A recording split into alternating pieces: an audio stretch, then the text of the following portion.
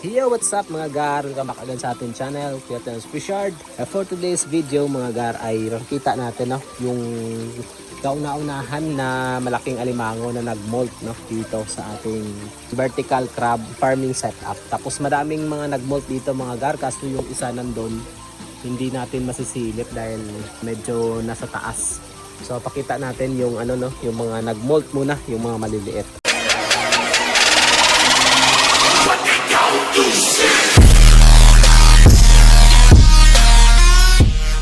So meron dito mga gar na ito, matagal ko na tong pinapamolt. Tapos tinanggalan ko pa nga to ng paa dati, tinanggalan ko ng paa para mas bumilis yung kanilang molting. Kaso na-realize ko pag mataba na pala yung alimango, hindi pwedeng tanggalan ng paa dahil mas babagal yung kanilang pag-molt. Dapat pala pag nagtanggal ka ng galamay or sipet, kailangan payat sila para mas bumilis yung kanilang molting. Pero pag mataba na sila, huwag mo nang galawin kasi mas mabilis silang mag-molt kung mataba na sila tapos hindi mo sila gagalawin. Ganun kasi.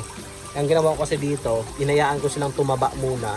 Nung tumaba na sila, tinanggalan ko sila ng paa. Ang nangyari, mas bumagal yung kanilang molting. Ganun. So, nag-molt na sila after 2 months ata. After 2 months. So, ito na sila nag-molt na. Yung mga reject ayan na sila. Tapos yung isa dito rin. Ayan, mas lumaki. So, meron pa ditong hindi pa nag-molt ito. Ayan. Ito yung mga tinanggalan ko ng paa dati na hindi pa nag-molt hanggang sa ngayon. Matagal. Tapos, andito din yung isa. Ayan may mga tira pang pagkain na kinain. Ayan. So hindi siya nag-molt.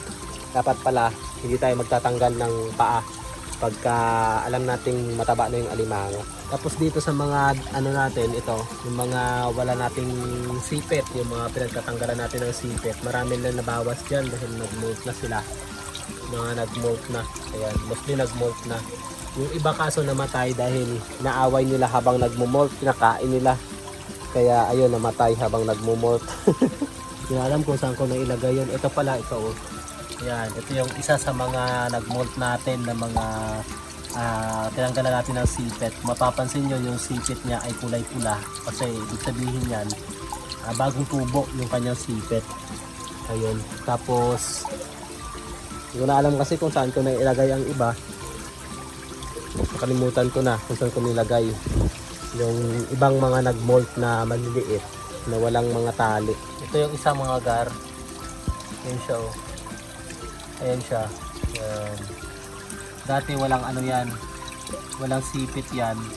Tinanggalan ko kaya mapapansin nyo kulay pula yung kanyang sipit dahil nung nag-molt siya saka lang tumubo yung kanyang sipit. Ayan, so ayan siya. Tapos wala na yung iba. Kalimutan ko na yung iba kung saan ko nilagay. Yung mga bago kasi yun. Yan. Ito yung mga nagmumolt na mga walang sipit na pinagtatanggalan natin ng mga sipit. Kaya ilan na lang yung natitira dyan dahil yung nagmolt na yung karamihan sa kanila. Ayun. So meron tayo ditong isang malaki So ito yung pinakamalaki na nagmolt sa atin na alimango. Ayun. Yan ay bakla na 135 grams sa bakla yan. Ito siya Yan, ito siya dati. Yan. Yan. So ito siya dati, bakla siya. Ito. Ayan. Sa ngayon, ito na siya mga garo. Ayan. Malaking babae na siya. Ayan.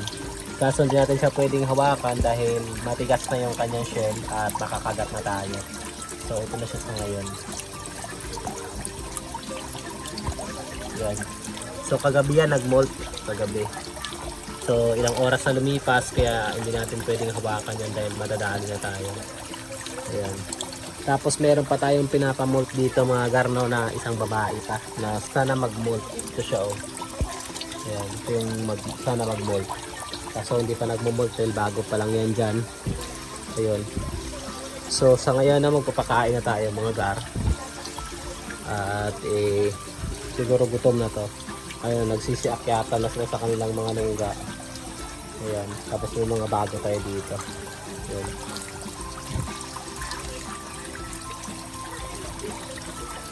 buhay naman sa ano, buhay naman sila. Ayun. So hanggang dito na lang yung video natin mga gar, no? At ito na pala yung ano natin, yung bago nating setup. So mas madami ng bakaw. Tapos meron na rin doon sa dulo, may mga bakaw na din. Saka medyo mabagal na yung pagbawas ng tubig dahil dalawa na yung source ng mga tubig, ganun. Tapos nandito na yung motor. Ayan.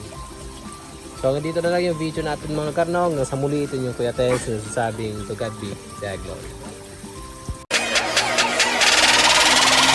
What they don't do shit.